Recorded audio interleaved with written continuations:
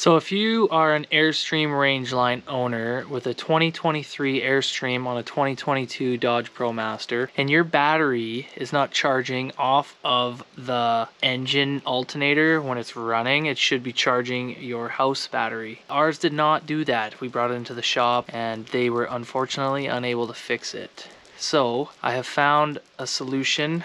So here we have this is our smart controller display on, you can connect to it.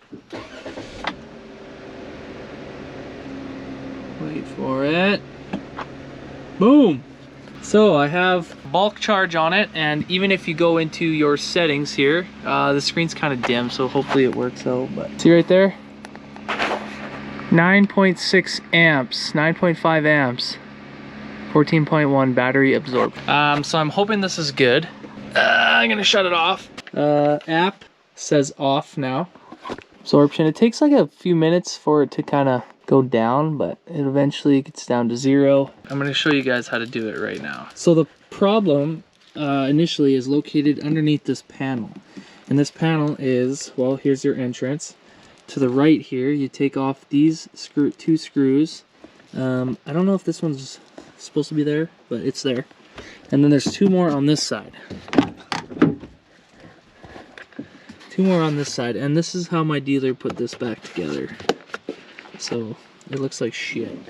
So underneath that panel, my dealership had said the ignition module for the alternator was found loose and not clipped in. So they clipped it in and tested it, and it was working. Job completed. However, picking it up and driving it for 9 hours straight, I actually lost 30% of my battery. So dug into it myself. Underneath that cover that I showed you guys, there's a single blue wire going into like a little plug-in module thingy. What Airstream did is they actually took 2 female connectors and tried to plug them in together. So that's their fault. I think they've realized that that's their own problem. So there should be 2 female connectors inside of those pins, and there's the reason they can't communicate is because 2 females don't quite, get a good connection when you plug it in. So you want the blue and the blue and yellow to be connected. You can either jumper the wires, which is what I did, or you can cut the blue and yellow and cut the blue and then kind of just like crimp them onto each other, or whatever you want to do.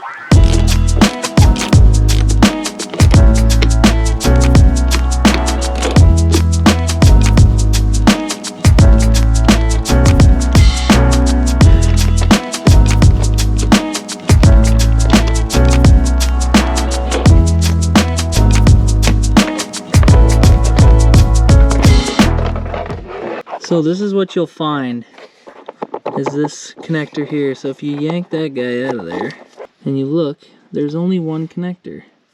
And if you can see it, it's actually a female connector. And the wire it's supposed to connect to is this little guy right here, which I've already disconnected. It is also a female connection. So, because that's a female and that's a female, they don't work so good. We're gonna jumper it. Female wire, and I know there's a way to get these out. So I'm gonna take a jumper. Just kind of shoving it in.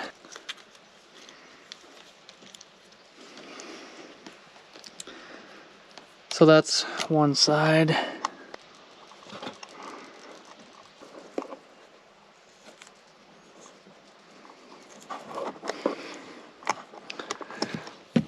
It's not like the best fix, but with what I have right now, I have some electrical tape and my screwdriver. That's what I'm gonna do for now, until I can get some wire crimpers going. Kind of just clean it all back up and put it back together, and double check that your battery is charging before. If it's not, you may have to go into the Victron app, connect to your solar charger and change it from power supply to charger. That would be the last step if you haven't done that already. Yeah, so follow along. We're gonna be on our journey here. We're gonna go out to the Canadian wilderness and just live in the middle of nowhere for a couple weeks. Then we're gonna go to BC. If you want to follow along, be sure to subscribe, comment below if this helped you or not, and let us know what kind of problems you've had with your Airstream.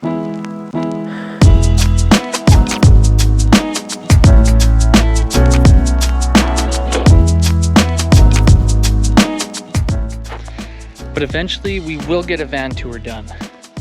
because we want to show you guys kind of how we set things up compared to just, you know, a normal stock video of, you know, this is A, B, and C. But we want to show you how we utilize the space, and we've been a long time doing that. We've been in this thing for 3 or 4 months now, I think. Our CR6M just expired, so at least 3 months.